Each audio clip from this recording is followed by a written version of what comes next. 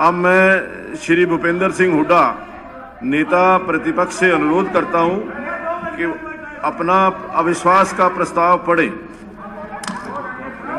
अध्यक्ष महोदय, मेरे को बाकी आगे कागज दो। मैं अविश्वास प्रस्ताव को प्रस्तुत करने के लिए खड़ा हुआ हूं। मैं इसकी चर्चा करूं उससे पहले दिल्ली बॉर्डर पे 250 किसान जो शहीद हो चुके हैं। मेरा ये कहना है कि पहले आप प्रस्ताव जो है पढ़ दीजिए, जो आपने प्रस्ताव रखा है।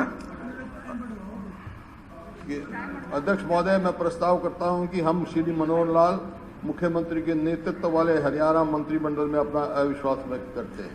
हाँ, अब प्रस्ताव प्रस्तुत हुआ कि हम श्री मनोहर लाल मुख्यमंत्री के नेतृत्व वाले हरियाणा मंत्रिमंडल में अपना अविश्वास व्यक्त करते हैं।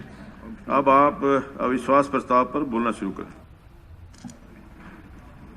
अध्यक्ष महोदय, अविश्वास प्रस्ताव पे पहले मैं बोलना शुरू करूं उससे पहले दिल्ली के बॉर्डर पे मिनट बता दो। 250 से ज्यादा किसान शहीद हो गए।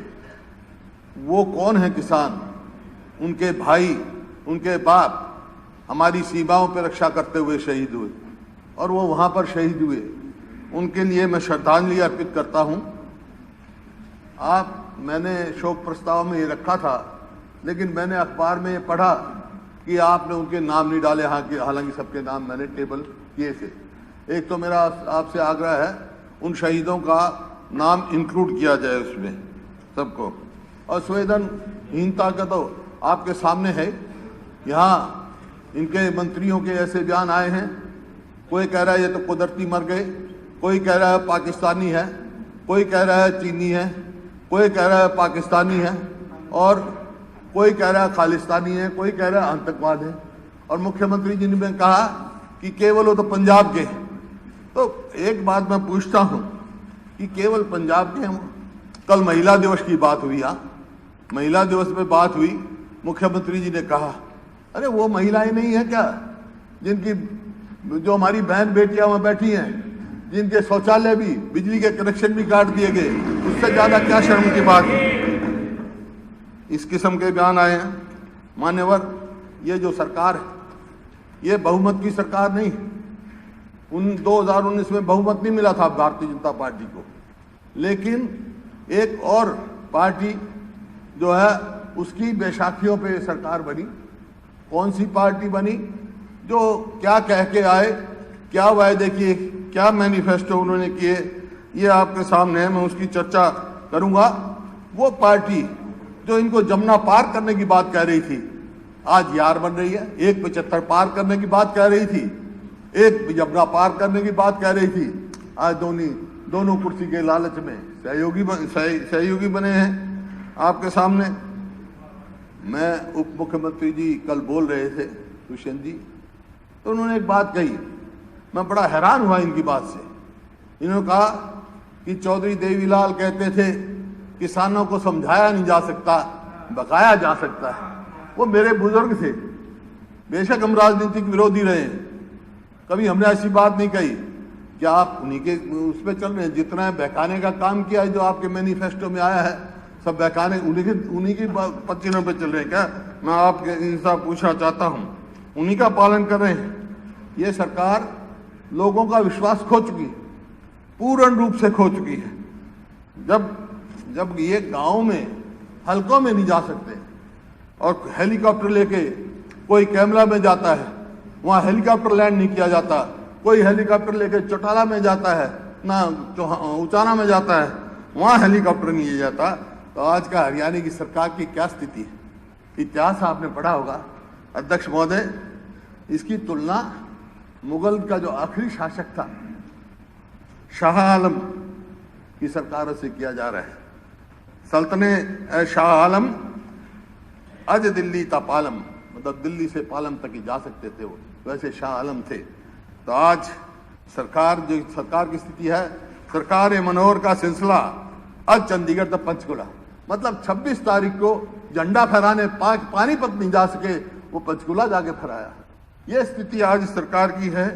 अरे रोम जल रहा है और निरूबासी बंसरी बजा रहा है, ये स्थिति आपके सामने है। देखिए, प्रजातंत्र में वाद विवाद, संवाद, समाधान, ये तरीके होते हैं। अध्यक्ष महोदय, हम एक प्राइवेट मेंबर बिल लेके आए, आपने उसको रिजेक्ट किया। मैं पूरा सम्मान करता हूं आपका। आपने उसको रिजेक्ट किया किस बात के लिए कि ये कृषि कानून का जिक्र किया है, ये केंद्र का विषय है और इनका स्टे हुआ है, आपके एम्स ऑब्जेक्ट में लिखा हुआ है, ये लिखा है।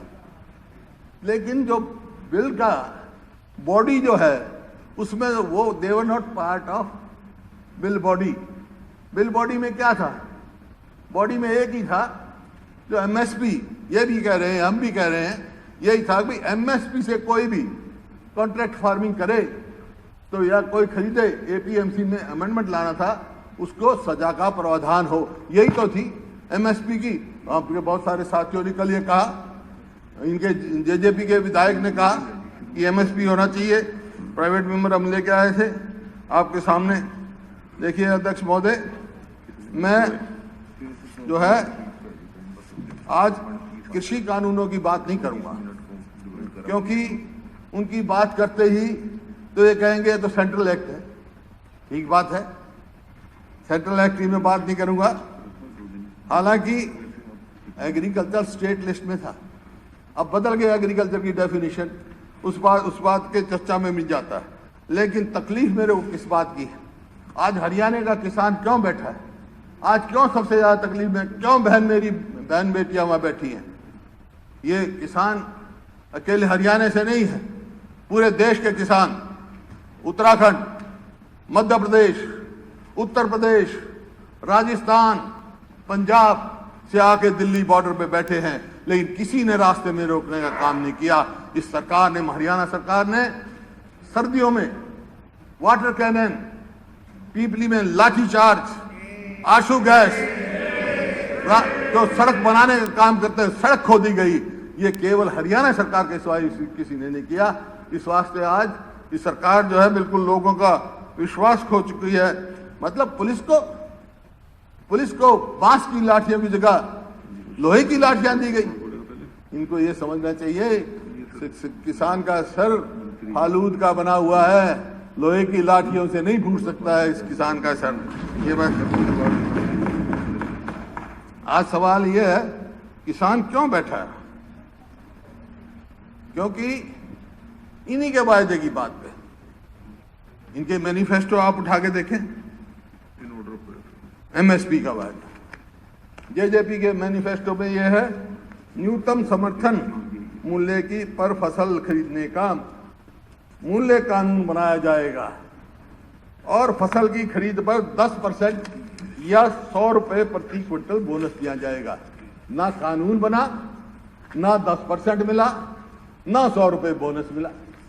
बीजेपी का है 2014 में कहा किसानों की फसलों का दाम 50% मुनाफे के साथ दिए जाएंगे।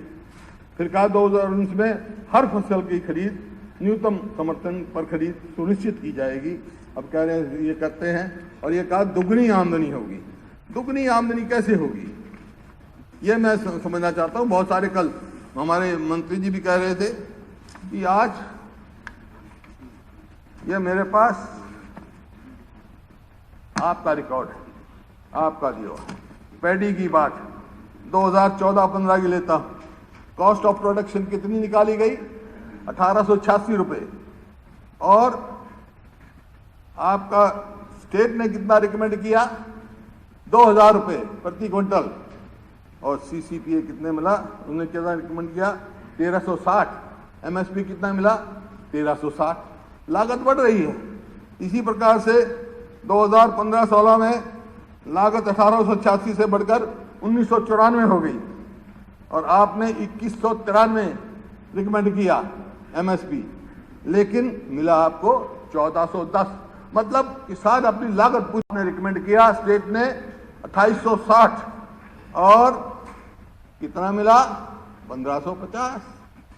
इसी प्रकार से 19-20 में 2677 लागत आ गई और आपने रिकमेंड किया 2650 या 2750 के बीच में कीमत दी जाए किसान को। लेकिन मिला कितना? 1815। इसी प्रकार से 2020-21 में लागत आ गई 2482। आपकी निकाली नहीं है, हमारी नहीं निकाली हुई है लागत। और आपने रिकमेंड कितना किया? 2730 प्रति क्विंटल, और मिला कितना? 1868। इसी प्रकार से और सभी फसलों का है, लेकिन मैं मुख्य तौर पे दो ही फसलों की बात करता हूँ। गेहूं की बात लगाएं, गेहूं की बात लगाएं। 15-16 में, 14-15 में लागत आई 1983 के अंदर 43, और रिकमेंड किया आपने 2000, मिला कितना? 1450। फिर लागत बढ़ गई 2015 में 1974, और आपने रिकमेंड किया 2172, मिला कितना? 1525। और 17-18 में लागत आई 2050, और आपने रिकमेंड किया 2469, मिला कितना? 1785। 19-20 में 2021 लागत आई 2250, आपने रिकमेंड किया, मिला कितना? 1925। इसी प्रकार से 20-21 में 2083 लागत आई, और आपने कितना रिकमेंड किया? 2290, और मिला कितना? 1975। तो कैसे हुई दुगनी आमदनी? फर्टिलाइजर पे 5% टैक्स, पेस्टिसाइड्स पे मैं आपको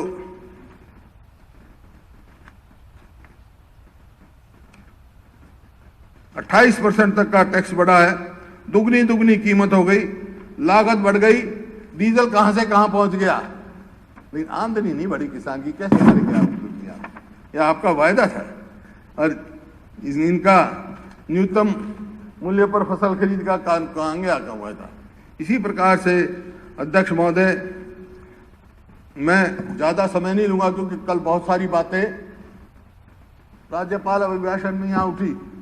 वो अभिभाषण तो क्या सबको मालूम है कि राज्यपाल क्या कहते हैं।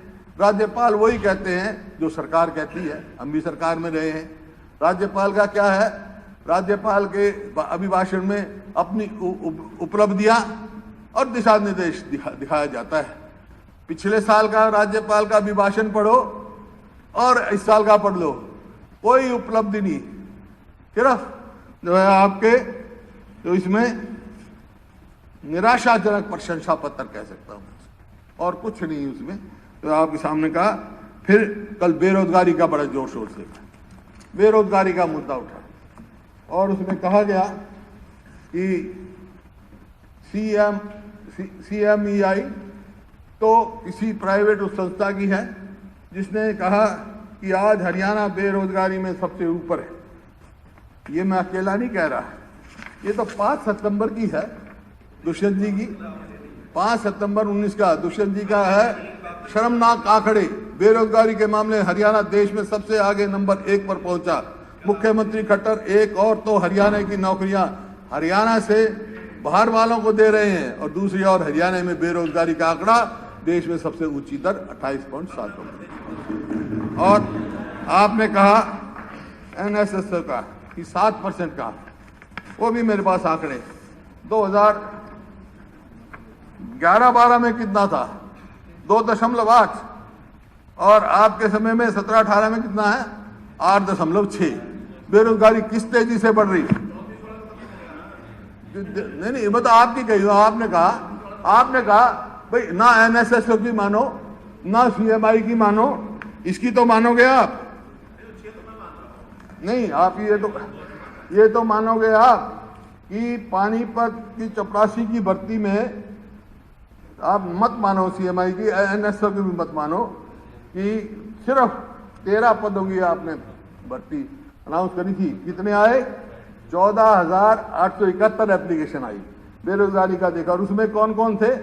BA, BSc, MA, BTech, MTech करने वालों की बड़ी तादाद युवाओं की बेरोजगारी का ये था।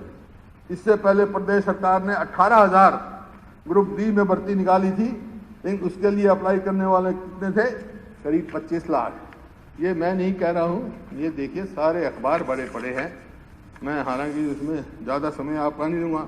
Unemployment in Haryana is highest in the country at 8.8 jobless, higher in state than in Punjab, HP and JK. तो सारे उत्तर भारत में सबसे ज्यादा बेरोजगारी हरियाणा में है और बेरोजगारी की तरफ कोई ध्यान नहीं इसका सरकार का। आपने वायदा किए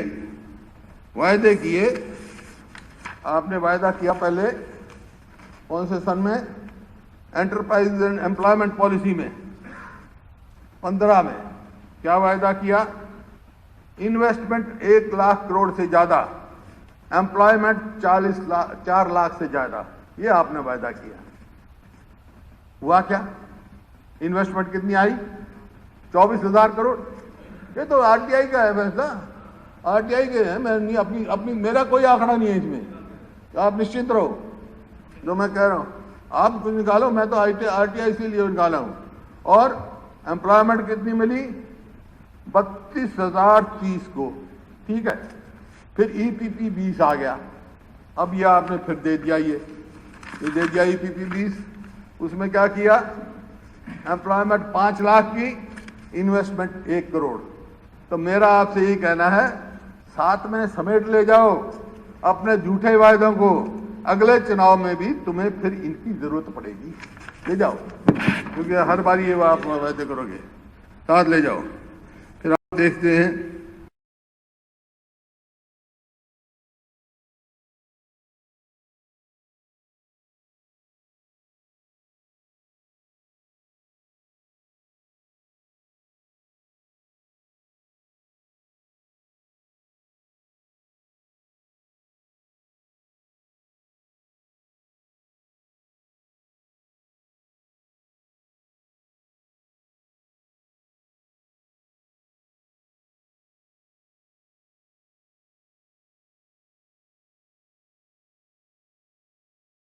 स्पेल डिजास्टर इंडस्ट्री, FICC कह रही है।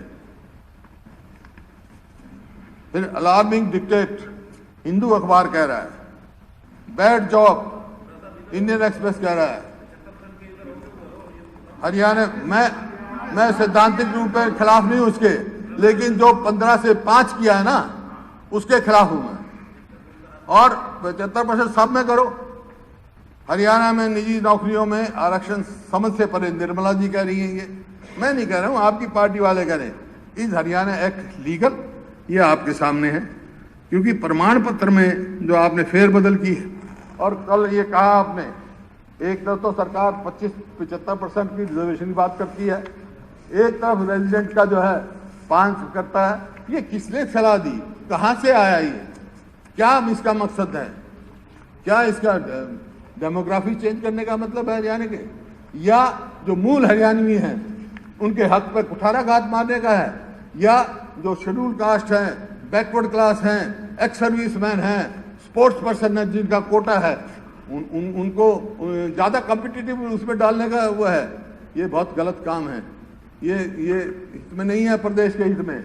इसको 15 करो। आप महाराष्ट्र का जिक्र करा आपने, महाराष्ट्र में 15 साल है डोमिसाइल की। आप कैसे डोमिसाइल कहीं हो, किसी भी प्रदेश में दिखा दो, दो डोमिसाइल बने हो। कानून व्यवस्था की बात लो अध्यक्ष महोदय, कानून व्यवस्था जो है, अपराध के आंकड़े आपने कहा 19 में 20 में कम हो गए, 19 में कम हो गए कोरोना में, लेकिन क्राइम रिकॉर्ड का डाटा जो है मुताबिक 19 में 1066 हत्याएं हुई, 1653 रेप हुए, 193 गैंग रेप हुए, 818 हत्याएं की कोशिश की गई, 3513 अपहरण हुए, 1886 बच्चों के खिलाफ अपराध हुए। यानी रोज 3 हत्याएं, 5 रेप, रोज 10 अपहरण और रोज 5 बच्चों के अपराध। और NCTRB जो 218 के आंकड़े बताते हैं कि हरियाणा में औसतन रोज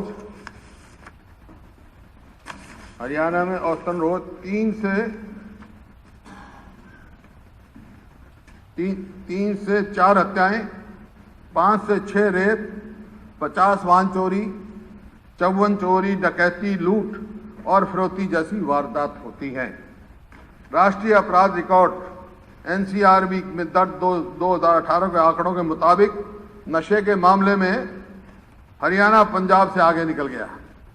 हरियाणा में एनडीपीसीएस के 2587 मामले सामने आए, जो उत्तर भारत में सबसे ज़्यादा है।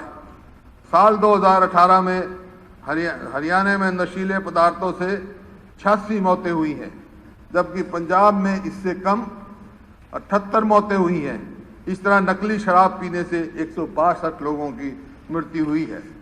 2020 का आधा साल तो लॉकडाउन में गुजर गया। पूरा हरियाणा एक पुलिस स्टेट बना हुआ था, फिर भी लॉकडाउन के दौरान धड़ल्ले से शराब की तस्करी हुई। आज पिछले दिनों की खबरों पर नजर डालेंगे तो लगेगा शरेआम फायरिंग और हत्या रूटीन हो गई। ये देखिए, हरियाणा में 3 मर्डर, 4 रेप। नहीं रहा प्रदेश का, कोई भी देख ले आप, अखबार उठा के, मध्य प्रदेश कहीं से देख ले, Haryana sees gang rape every day, second day, every day. बेटियों की सुरक्षा चुनौती 1774, कितनी कुल में क्राइम रिपोर्ट, सब आप कोई भी इसमें दिखा दें।